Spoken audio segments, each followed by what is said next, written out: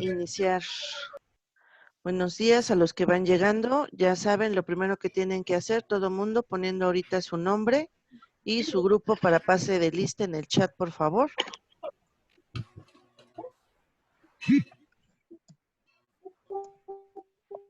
Chicos, recuerden que ahí se pone su asistencia. Entonces sí les encargo mucho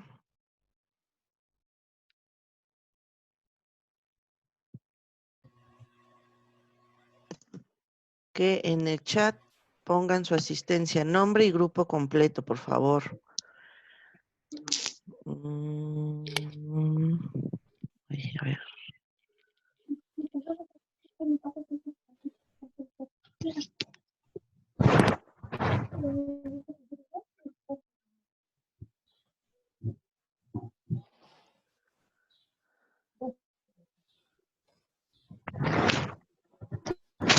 Bien, ¿listos? El tema es los movimientos políticos, sociales y gremiales. Vamos a continuar con ese tema. Recuerden que van tomando su apunte, ese les va a servir a ustedes para ahora su examen. ¿Vale?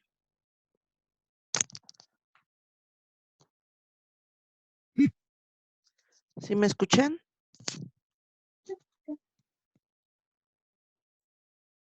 Sí. Ok. Bien. Sí, maestra. ¿Ya anotaron el título? Sí. Bien. Lo primero que vamos a hacer es en su libro, Yo. en la página número 189, la actividad número 2. Solo las preguntas, chicos, por favor, para la introducción al tema. Dice, ¿qué había sucedido en México entre 1910 y 1970? Eso es lo que van a responder en su cuaderno. Y la 2, ¿cuáles son las implicaciones de que la mayor parte de los habitantes de un país vivan en las ciudades? Entonces la empezamos a contestar, por favor. Los chicos que se ¿Puedes integraron. repetir? Es que yo no tengo mi libro. ¿Qué había sucedido en México entre 1910 y 1970? Y la segunda. ¿Ya lo había dejado? Y la segunda. ¿Cuáles son las implicaciones de que la mayor parte de los habitantes de un país vivan en las ciudades? Nada más la respuesta, chicos, por favor, en su Pero cuaderno. esa actividad ya la hicimos, ¿no? Ajá, vamos a retomarla. ¿Alguien me quiere comentar qué había sucedido en México?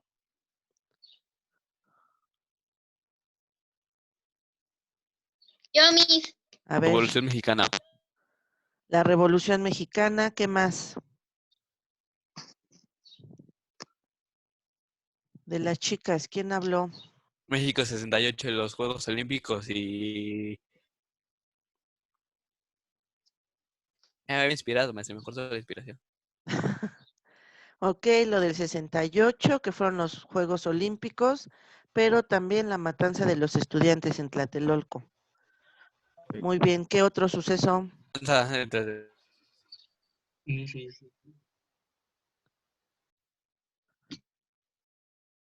¿Algún otro más? Hubo una gran migración del campo a la ciudad. Exactamente, el campo prácticamente fue abandonado y todos vinieron a la ciudad, que implica la segunda pregunta, ¿verdad? Dice, ¿qué implicaciones tiene de que la mayor parte de los habitantes de un país vivan en la ciudad? Pues precisamente el abandono del campo. Por lo tanto, una de las principales actividades económicas del país quedó en rezago. ¿Cuál es esa?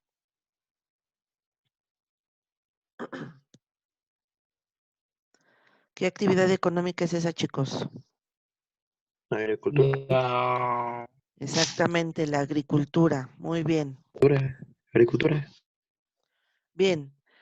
Después de la revolución, chicos, cerramos micrófonos. Ahora sí, gracias. Después de la Revolución Mexicana se dieron distintos grupos sociales que reclamaban ciertas necesidades que ellos tenían y que el gobierno en su momento tenía que atender. En algunos sexenios fue posible, en otros definitivamente no lo fue. Se dieron movimientos campesinos y movimientos laborales.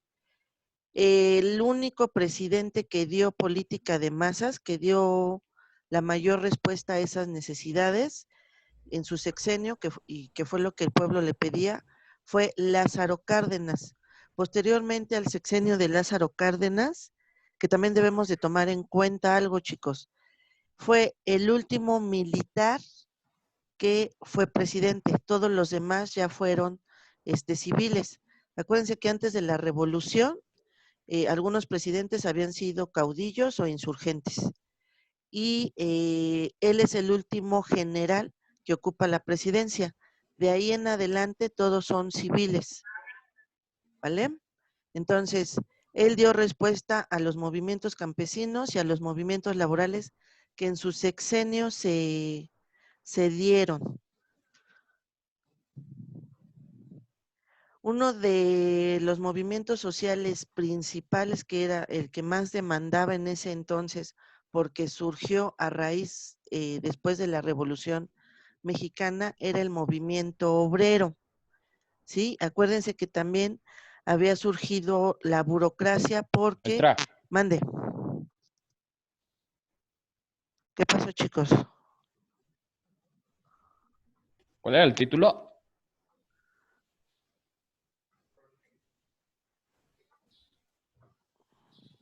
Movimientos políticos, sociales y gremiales. ¿Cuál era el título, maestra? Está en la pantalla.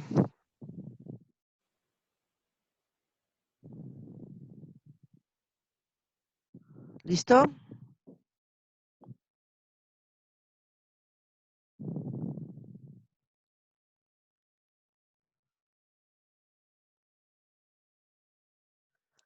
Bien, como les decía,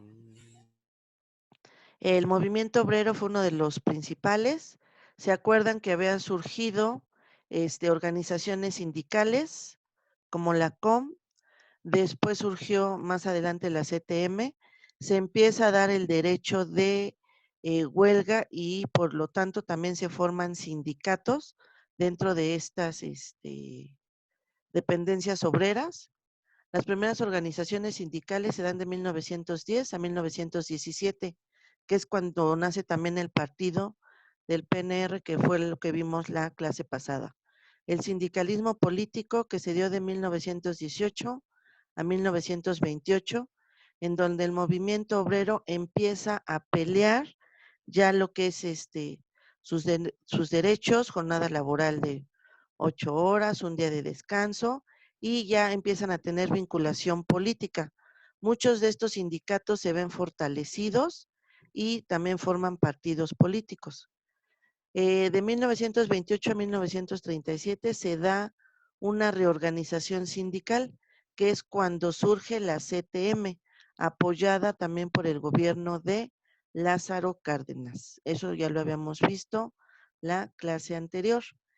De 1938 a 1947 se fortalece la CTM y ya empieza una ideología pues nacionalista, ¿no? Que ya las empresas también vean en beneficio, que las empresas vean enfrente, las empresas vean también por las necesidades y el bienestar de su personal y no solamente sea explotado como se venía haciendo anteriormente con la dictadura de Porfirio Díaz. ¿Vale? Chicos, de todas formas, acuérdense, por nada, que esta va a estar en biblioteca para que puedan complementar ustedes su apunte, ¿vale? De 1947 a 1951, bueno, se da la represión y lo que se denominó el charrismo. ¿Qué quiere decir esto? Que algunos sindicatos se vendieron a favor de las empresas y no veían realmente por la clase obrera. Entonces, esto, pues sí molestaba a algunos obreros y fue muy mencionado, incluso hasta ahorita, ¿no? Dicen que si es un sindicato charro es que no está viendo por las necesidades de los trabajadores, sino que se está vendiendo a favor de las empresas. Y un sindicato así pues no sirve. La hegemonía de la burocracia sindical fue de 1952 a 1957. El llamado charrismo se consolidó en las direcciones de las centrales obreras. Hubo una reorganización. ¿Qué quiere decir? Que algunos sindicatos sí siguieron velando por las necesidades de sus trabajadores, otros definitivamente no, lo que llevó luego a muchas empresas a la quiebra, ¿no? Por lo mismo. Para 1954 nace el Bloque de Unidad Obrera, que también son organizaciones sindicales, pero en ese entonces también se da una crisis económica y empieza a haber nuevos conflictos. Para 1958 a 1962 se da la emergencia obrera. ¿Qué quiere decir esto? Ya muchos sindicatos que se habían vendido, pues los mismos trabajadores se empiezan a levantar en contra de ellos. Entre ellos estuvo el de telegrafistas y ferrocarrileros. Este fue dirigido por Valentín Campa y Demetrio del Valle. Ese nombre, Demetrio del Valle, no lo vayan a perder de vista porque también influye en lo del movimiento del 68 que vamos a ver más adelante. También se unen algunos profesores y otros sectores que también reclaman mejoras salariales porque habían subido los precios por la crisis económica, pero no los sueldos. En el caso del movimiento magisterial, estaban dirigidos por Otón Salazar, pero fue brutalmente reprimido en 1958. Para esto nace el Centro Nacional de Trabajadores Electricistas, que después pasó a ser lo que es Luz y Fuerza del Centro, y nace uno de los sindicatos que hasta la fecha permanece, que es el Sindicato Mexicano de Electricistas. Todos estos sindicatos que se levantaron en armas en contra del gobierno, sus líderes siempre eran encarcelados y los grupos eran reprimidos por parte del gobierno. Mandaban al ejército a reprimirlos. De 1963 a 1970 es cuando más o menos se da una estabilidad en lo que son los sindicatos, porque se ajusta más o menos la economía y empieza otra vez una reorganización en el movimiento obrero. Aparentemente hay una calma y lo que es la clase media, bueno, se sitúa con ciertos privilegios en lo que es su vida cotidiana. Para 1966 se crea el Congreso de Trabajo, precisamente por si alguien tiene alguna queja, pues ahí la monitorean y te dan una solución. La conflictiva obrera se da de 1971 a 1977, cuando los sindicatos de electricistas, mineros y ferrocarrileros protagonizan una serie de huelgas y paros en beneficio de sus trabajadores. El Estado otra vez vuelve a intervenir para disminuir la conflictividad laboral, pero ya no utiliza tanto al ejército. ¿Vale? Bien.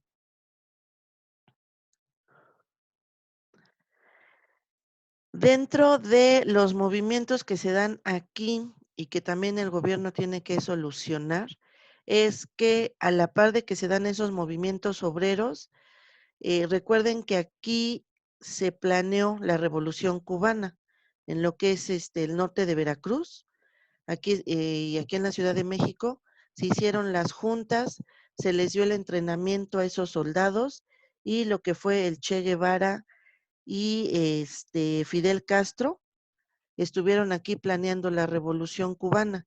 Incluso salen de aquí del puerto de Veracruz en una lancha, en una embarcación y llegan a las playas coloradas en Cuba, que es donde inicia la Revolución Cubana.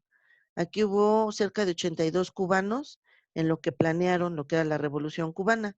Algunos de ellos fueron apoyados precisamente por mexicanos y en 1956 es cuando se da el 25 de noviembre. Entonces, había muchos simpatizantes de ese movimiento aquí.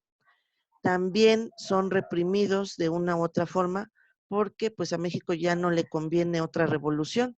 No tiene mucho que acaba de salir de una y esto pues iba a afectar mucho más la economía. Aparte de que ellos querían un sistema socialista y pues México no lo tenía. Algunos de dirigentes, como el muralista David Alfaro Siqueiros, también fue hecho prisionero en el gobierno del presidente Adolfo López Mateos por rebelarse en contra de este. ¿Vale? Uno de los movimientos que ustedes ya mencionaron hace rato, que fue muy importante y fue un parteaguas trascendental aquí en la vida del país, fue el movimiento estudiantil de 1968. Sucedió entre los meses de julio y octubre. Como ustedes mismos mencionaron, estaban previas las Olimpiadas de México 68, ¿no? Y los estudiantes querían aprovechar precisamente que la mirada de todo el mundo estaba sobre México para pues manifestar sus incomodidades. Acuérdense que los estudiantes, ya habíamos visto también en clases anteriores, que los movimientos estudiantiles tienen mucho peso en los países y generan ese cambio que se necesita para las nuevas generaciones. En este caso, bueno, ellos ya se habían enfocado que había sucedido el movimiento estudiantil en Francia y querían traer una democracia más abierta aquí a México. Estaba en ese entonces, ¿sí me escuchan, chicos? Miss. Ok, gracias. Sí, Pi. Sí, si no me Miss. escuchan, me avisan porque a mí me parece que está fallando mi internet. Por favor, gracias.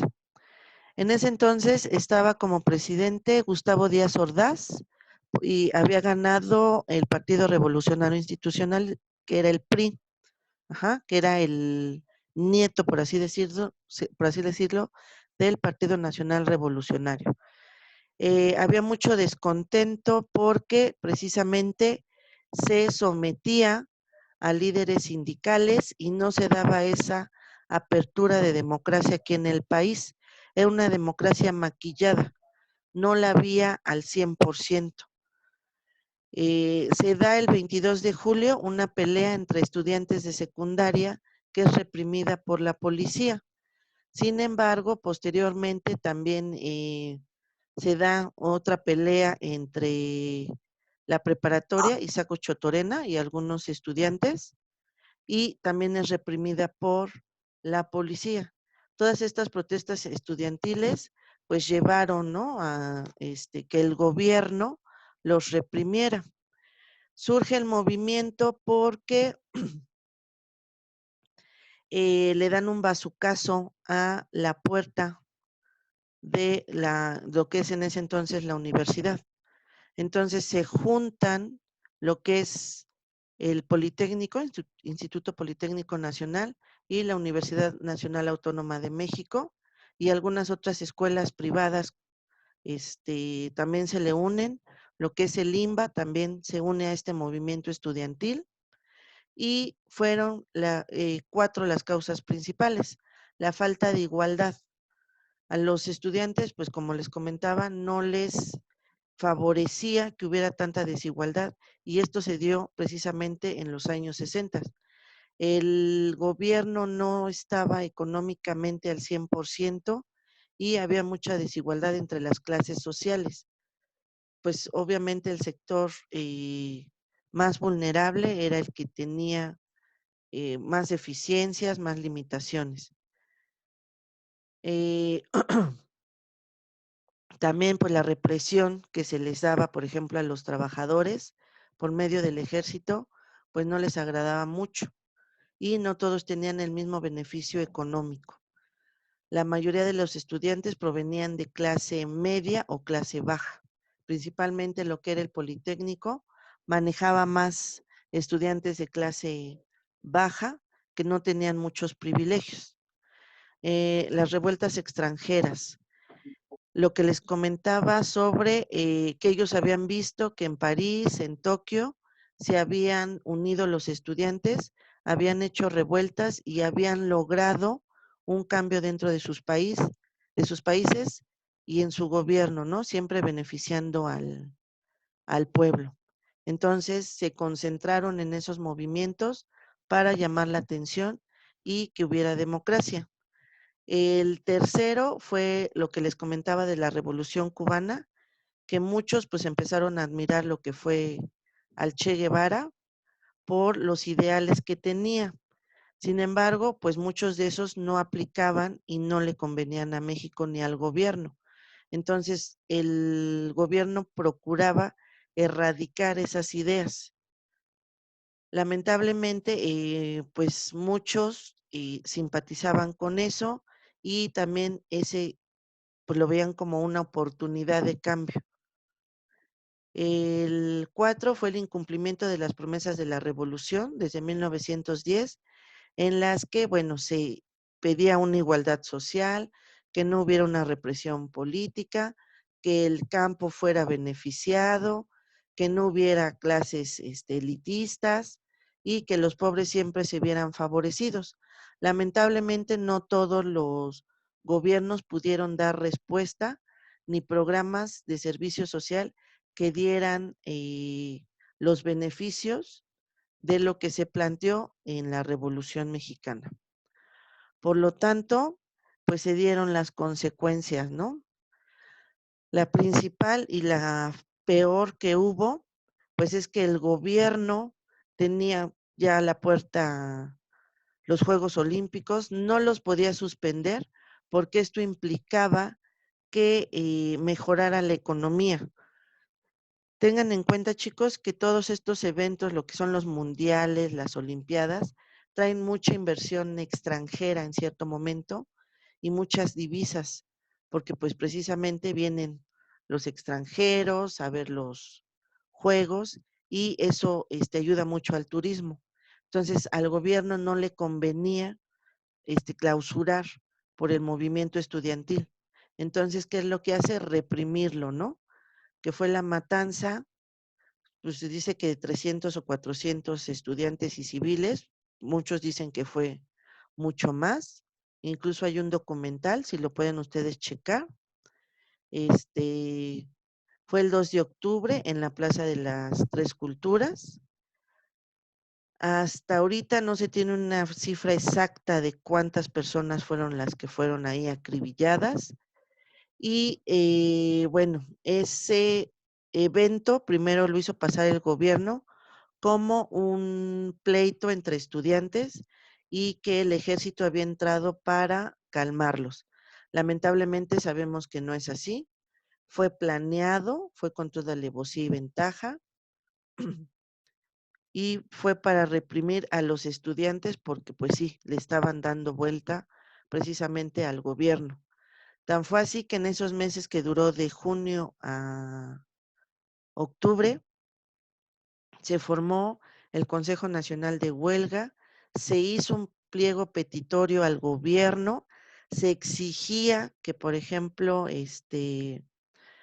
Demetrio Valle, que era uno de los dirigentes de los ferrocarrileros que estaba preso, saliera junto con todos los demás dirigentes que habían dado iniciativa a los movimientos obreros, que lo dejaran libre, que saliera y también se cumplieran las peticiones de los obreros, porque incluso muchos de ellos se unieron a este movimiento estudiantil.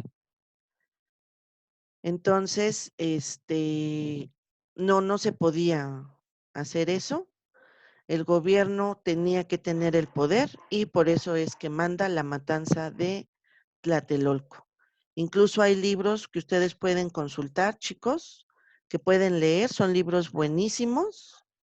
Está el de La Noche de Tlatelolco, de Elena Poniatowska. Ella participó porque su hermano también estuvo ahí involucrado y fue muerto precisamente en ese movimiento. Peace and Love también del profesor José J. Vázquez, él también fue partícipe de ese movimiento, excelente profesor. Mis amplias recomendaciones, fue mi profesor de preparatoria, chicos, y él incluso tiene una obra de teatro, si también la pueden consultar, para que vean la perspectiva desde los estudiantes, cómo veían ellos o los objetivos que querían del movimiento del 68. Se cambió la perspectiva social porque mucha gente, muchos papás apoyaban a los estudiantes. Incluso también por eso hubo muertes de civiles, porque ya muchos papás acompañaban a sus hijos a lo que eran las marchas que hacían y demás. Una marcha conmemorativa que se menciona mucho fue la marcha del silencio que hicieron los estudiantes. El Consejo Nacional de Huelga hizo tregua al final, ya que se vieron acorralados, porque muchos de ellos fueron presos ese día del 2 de octubre, y bueno, llegaron a un acuerdo con el gobierno sobre ese pliego petitorio que ellos pedían. Esa tregua se dio el 9 de octubre y iba a permanecer hasta que terminaran los Juegos Olímpicos, ¿no? Para que ya no hubiera protestas. En diciembre de ese mismo año se disuelve el Consejo Nacional de Huelga. El 4 comienzan los cambios de México.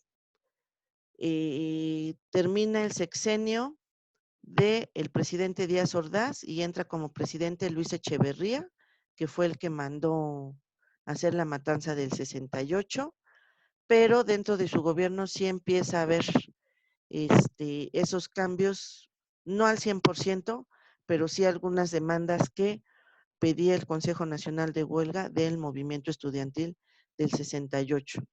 Empieza a haber nuevos partidos políticos, se incrementa el gasto en bienestar social, vivienda, educación, se empieza a dar más auge a lo que es la burocracia, todos los trabajadores del gobierno, y para 1961 se habían liberado los prisioneros durante las protestas.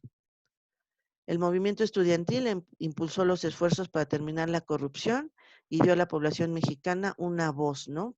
Fue cuando por fin el pueblo se hizo escuchar.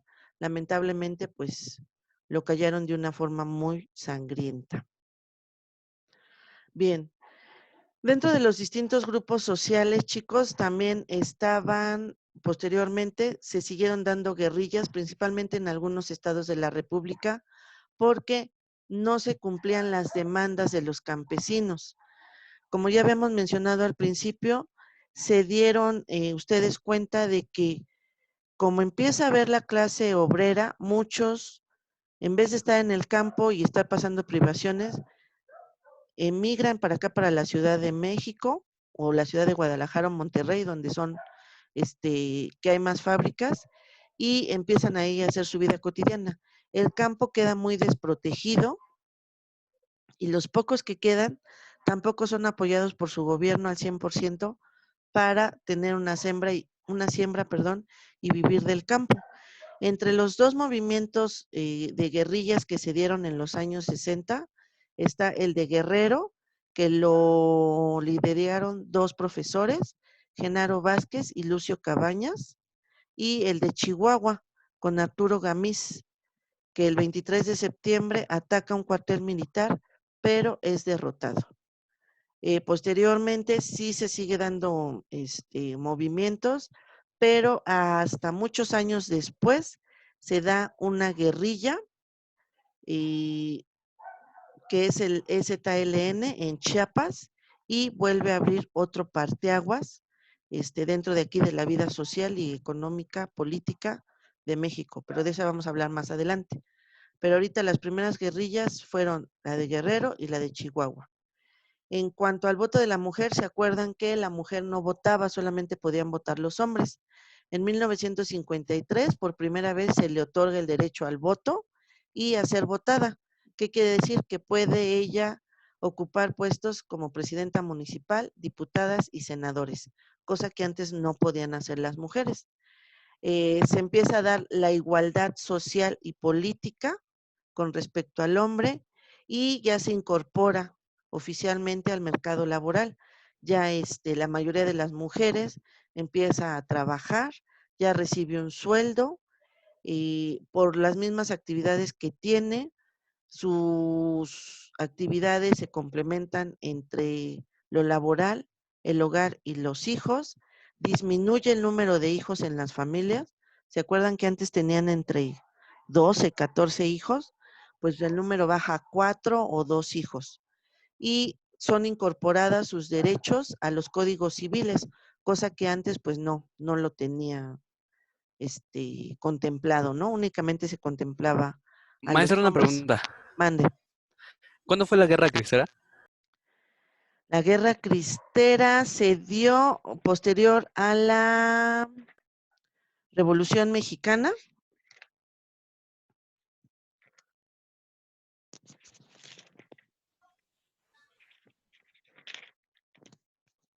En 1926. Ah, ok, maestra, gracias. No.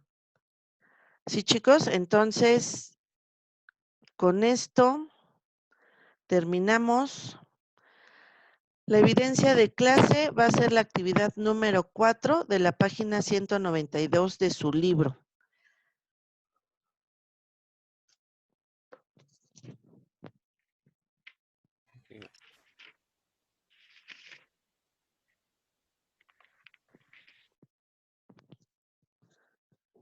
Dice, ¿qué es la desigualdad y qué puede provocar el descontento político? Miss, ¿eso cuándo lo tenemos que mandar? Si pueden, hoy, a más tardar mañana. Tienen que hacer un mapa Sí. conceptual con la información obtenida. Obvio que tienen que leer la lección para complementar su mapa. Pues, Es pero la es lo que lección usted 5. nos dio en la presentación, ¿no? Ujú. Sí, es Es lo que todo usted nos eso. dio en la presentación, ¿no? Exactamente. Pero, Oiga, Miss, y es que yo mande. le quería decir algo. Es A ver. que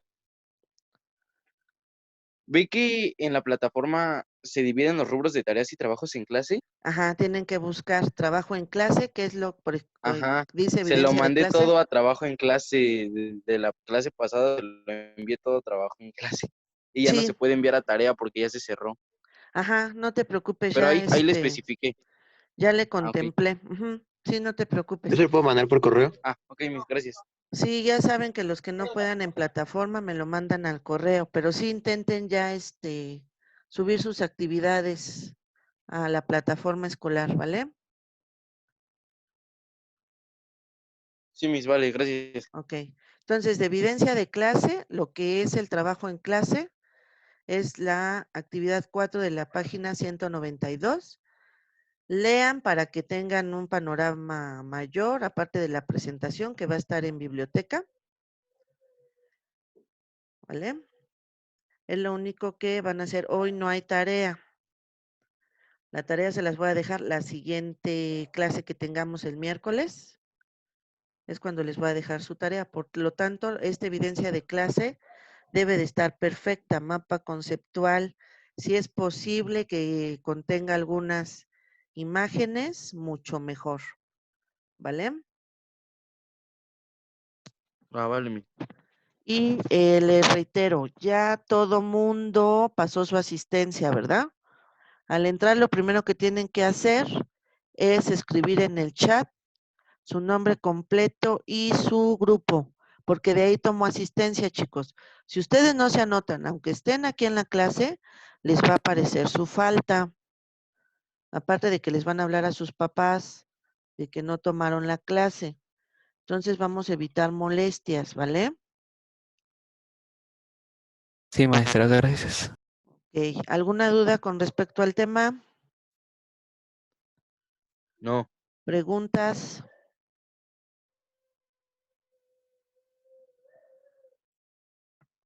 ¿Nada? ¿Todo claro? Sí, mi. Chicos que todavía me deben actividades desde las primeras semanas, les encargo mucho, por favor, porque se están quedando sin calificaciones, chicos.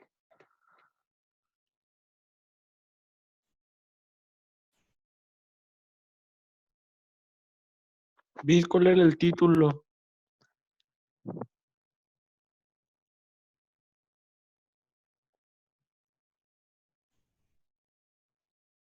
Ahí está.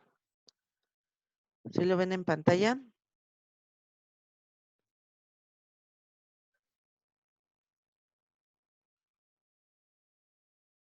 Sí, Ok. ya nos podemos salir. Sí, hacen sus actividades, cuídense mucho, pórtense bien. Gracias por su atención. Miss, Mande. Adiós. Bye. ¿Qué pasó? ¿Quién habló? Adiós. ¿me puede llevar a distintos grupos sociales? No se escuchó, hija, perdón. Adiós. Adiós. Adiós. Oh.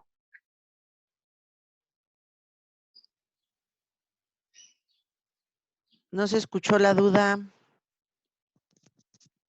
Mis, ¿qué son Que granitos? si me puede llevar a distintos grupos sociales.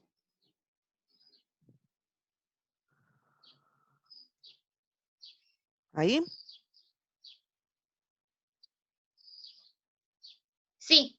Ok.